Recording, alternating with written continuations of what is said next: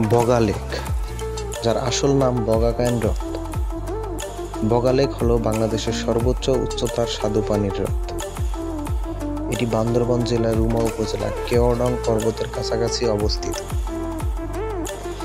বগা lake সম্পর্কে কিছু গুরুত্বপূর্ণ তথ্য। এটি বান্দরবান শহর থেকে প্রায় 70 কিলোমিটার দূরে রুমা উপজেলায় অবস্থিত। এটি সমুদ্রপৃষ্ঠ থেকে প্রায় 1246 ফুট অর্থাৎ 380 মিটার বা কারো কারো মতে প্রায় 2700 ফুট উপরে অবস্থিত।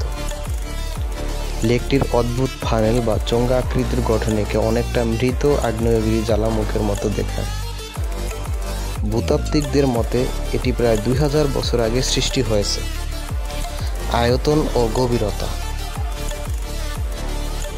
লেকটি প্রায় 15 একর জায়গা জুড়ে বিস্তৃত এবং এর গভীরতা প্রায় 38 মিটার অর্থাৎ 125 ফুট। এটি একটি সম্পূর্ণ আবদ্ধ হ্রদ, যার অর্থ হলো এখান থেকে কোনো পানি বের হতে পারে না বা কোনো দৃশ্যমান উৎস থেকে পানি ভেতরে ঢুকতেও পারে না। এর প্রধান পানির উৎস হলো গ্রীষ্মকালের জমা হওয়া বৃষ্টির জল।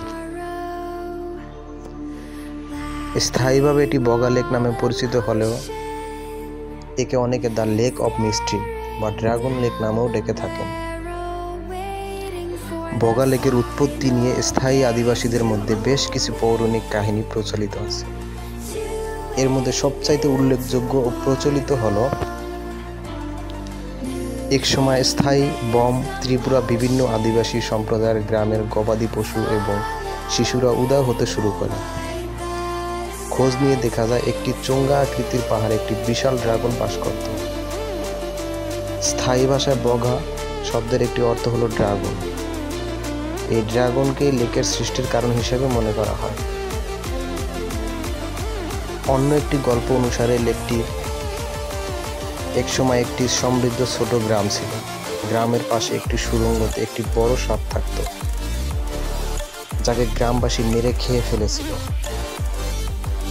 তখন নাগরাজ অভিশাপে সেই গ্রামটি দেবে গিয়ে লেকের সৃষ্টি হয়।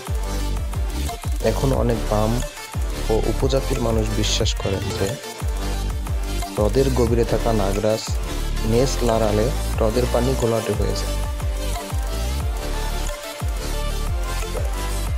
পাহাড় আর নীল জলের মনোমুগ্ধকারী লেকটি পর্যটকদের কাছে একটি অত্যন্ত জনপ্রিয় গন্তব্য হিসেবে পরিচিত হয়েছে।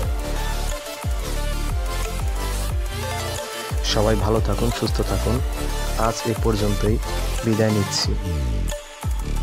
দেখা হবে আবার নতুন কোনো অজানা রহস্য নিয়ে। আল্লাহ হাফেজ।